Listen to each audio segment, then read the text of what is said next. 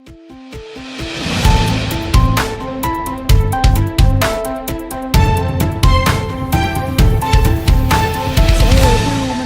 to Project CB News. My name is Carlette, and with me in the studio, I've got Hedley Lewis from the Choc Foundation. So a very warm welcome, Hedley.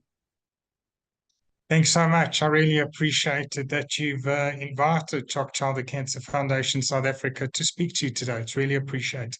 So let's delve into this. Who is Choc and what are they doing in the lives of an ordinary South Africans?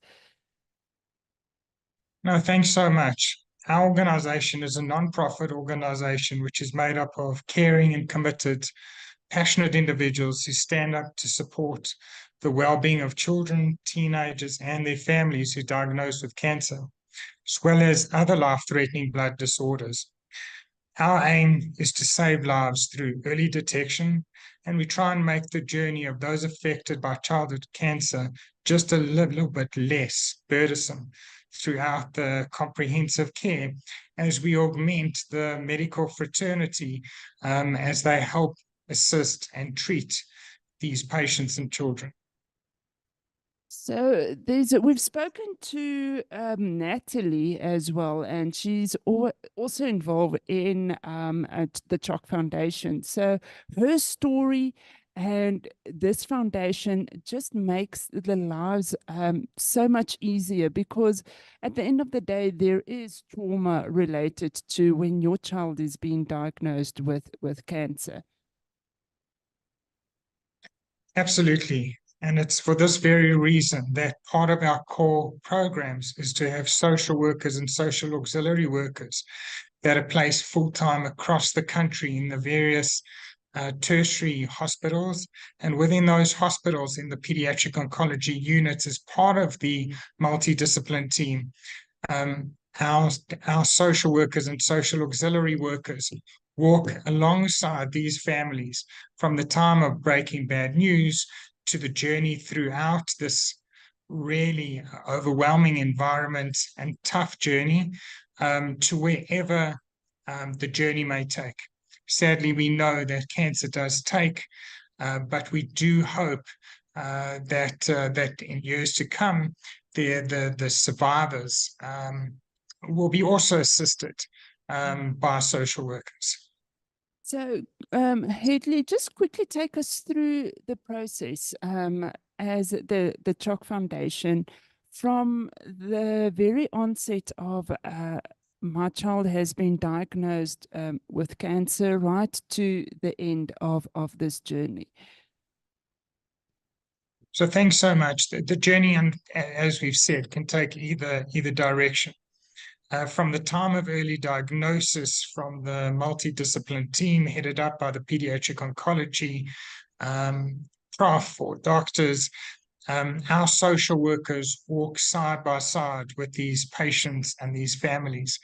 The social workers will engage with the families to understand what are the challenges both within the treatment processes that they're going to obviously need to overcome, as well as what are the additional challenges. So while they're going through the challenges, they may require housing, they may need an accommodation facility, they may be coming from very far, so they would need the Choc transport support, either to get to the tertiary hospitals or between the houses and the hospitals, which go 24 hours a day throughout the year at absolutely no cost.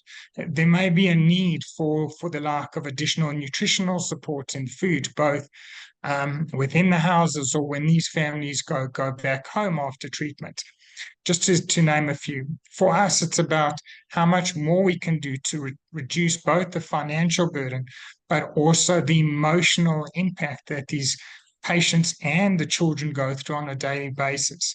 And throughout the process and the journey as they're traveling this overwhelming experience, our team is there to guide, support, and also the likes of translations of both language as well as terminology of the actual treatment protocols. From our side, it's not about when, where, and how. It's about what more can we do. And I think the most important thing is we make sure that these families realize that they're definitely not alone. Mm. Oh, it is quite a sense of when you get the first diagnosis of my child's got cancer and what do we do? That in itself is traumatic, and you feel quite alone, and it's it feels like it's a helpless sense of what are we doing now, a sense of panic. But knowing that there's a foundation, the Choc Foundation, that can support you and have that network of you are not alone makes the journey so much bearable at the end of the day. No, absolutely. I think that when you look at our founders, both Sadie and Julie Cutland, I think this was the exact principle that they wanted to found our organization based on, to say that no matter where you are within the country, regardless of your financial obligations, you will be alone. You will be there, and you will not just be there, you'll be there with various individuals, and most importantly, that loneliness may be part of the journey within the hospital. It may be lonely because you feel ostracized or stigmatized. But importantly, that Choc, our foundation, our team, our social workers, our volunteers, and South Africa is there to unite behind them in order to overcome. And we look forward to the best possible outcome. Hedley, there's two ways to get involved in the Choc Foundation. So there's the being a volunteer, and then there's you've got a flip-flop day that's coming up, which is on the 23rd of Feb. And that is also a way to get involved, is through the flip-flop day and donate and also volunteer. So how would we go about if we also want to make a difference in either or? Absolutely. So I think that what Choc aims to do is make sure that where people want to support, where they want to be part of the family journeys, there's an opportunity. And most people think that if you're not a corporate or a high net worth individual or running an event, you can't make your mark. And Flip Flop Day is exactly that. It's an opportunity for every South African to make your mark. It's a day where you can purchase a sticker for as little as 10 Rand. And by purchasing that sticker, you'll then take on a further opportunity. And that's to wear flip-flops. 2 flip-flops, one for the person and the second one saying that we are there for patients. And on the day when your colleagues or your friends or your family say, well, why are you wearing flip-flops in the office or at school? You become an ambassador, you become a friend of Choc, but most importantly, you become the voice of so many others. And those others are the parents, the families, and the patients who are undergoing treatments. There are many ways to purchase stickers, either by going to choc.org.za. You can go to the various regional offices, which the contact details are also on the website. But a further opportunity is going to either a PNA or a Taki town, which is absolutely nationally and countrywide. So we have made every opportunity available that every South African, for as little as 10 Rand, can change someone's life. Hedley, the 10 Rand sounds little. But if you take a few people who purchase that sticker, that 10 Rand becomes 1,000, becomes 10,000. So it sounds like it's not a lot of money.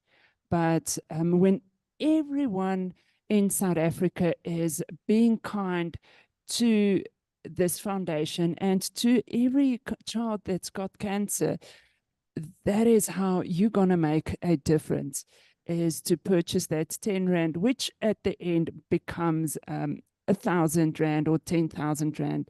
And you guys need that money to support families. Absolutely. You know, at any one time, we can have around 1,500 children and teenagers that we're assisting within the care and with that we are augmenting the support of the medical fraternity. So we're really saying, wear your heart, wear your souls, wear your flip-flops. Make sure you've got your sticker. For 10 Rand, you can make an absolutely huge, huge impact. And I think that it also shows that we as South Africa, the values, the Rainbow Nation can unite behind children with cancer, unite behind these families, unite behind the pediatric oncologists, the doctors, the departments of health to say, we stand with you. Every 10 Rand is 10 Rand that will create hope, 10 Rand that will create the opportunity, and 10 Rands that will really amalgamate to hopefully thousands, hundreds of thousands, millions of rands in order to change these families' lives. Hedley, just quickly tell us, is there a other way that we can get involved? Can anyone just become a volunteer to drive someone to the hospital, or how do we go about with that? So I think that there are various opportunities. The one is the volunteer, and we're very privileged that volunteers from across the country look forward to supporting, to being in contact or just making a small difference in the lives of both the patient and the families. And you can go to the Choc website and there's a volunteer form that you should fill in. And there are various opportunities, whether it's corporate volunteering, whether it's individuals that would like to go to the hospitals or the houses, and there are various criteria and opportunities for volunteers. I think that the second opportunity is to realize, and I also urge the listeners to go to the website and look at the early warning signs, so that if there's ever a child that possibly may have childhood cancer, you're aware of the Silouan early warning signs, you're aware of how to refer a patient. And then finally, the other opportunity as a volunteer is just to share and like the various platforms, creating the voice, being the voice, because it costs nothing to share and like the referral pathways, the early warning signs, or how you get involved in Choc. Oh, so you go to the website choc.org.za, and all the information is on the website. And we know that, and we've heard it from Natalie as well. She also urged that those early warning signs are the most important signs, and it's the information. You need to be informed, because if you don't know about it, you are ill-informed or not informed, and that may lead to catastrophic events at the end. And so to find yourself knowing is far better than not knowing. Absolutely. I think that the one opportunity is knowing the possible early warning sign of childhood cancer.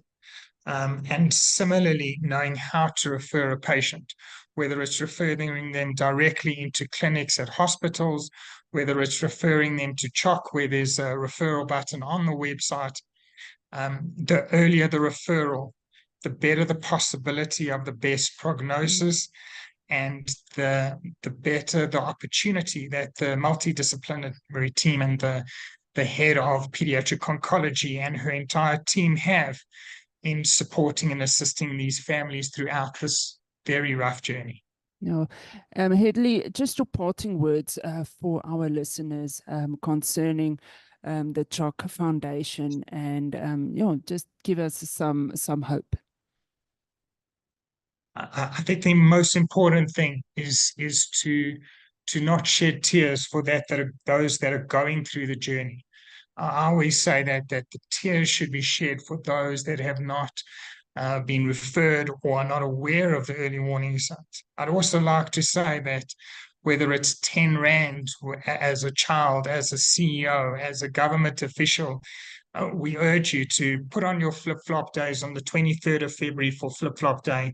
And finally, every single person as a South African can make an example and can make a difference in their lives. Hedley, thank you so much for your time. And we are at Project CB News will definitely contribute to the Choc Foundation. And we are so proud of knowing that there's people out there that's got a glimmer of hope for the hopeless. And thank you so much for just doing what you are doing. I know it seems and it sounds like not much, but in the lives of these children, it's so much. So therefore, we as Project CB News will also like to contribute to the cause. And thank you so much, Hedley, for your time on Project CB News. Thanks so much. We look forward to hearing and seeing everyone's toes, wearing a sticker, and enjoyably wearing the flip-flops to collaborate and show your voice for children with childhood cancer. Absolutely. So you just go to choc.org.za, go and buy your sticker there, donate, or refer a child or teen, and let's make a hopeless situation a very hopeful one. So thank you, Hedley, for your time. Thank you so much for this opportunity.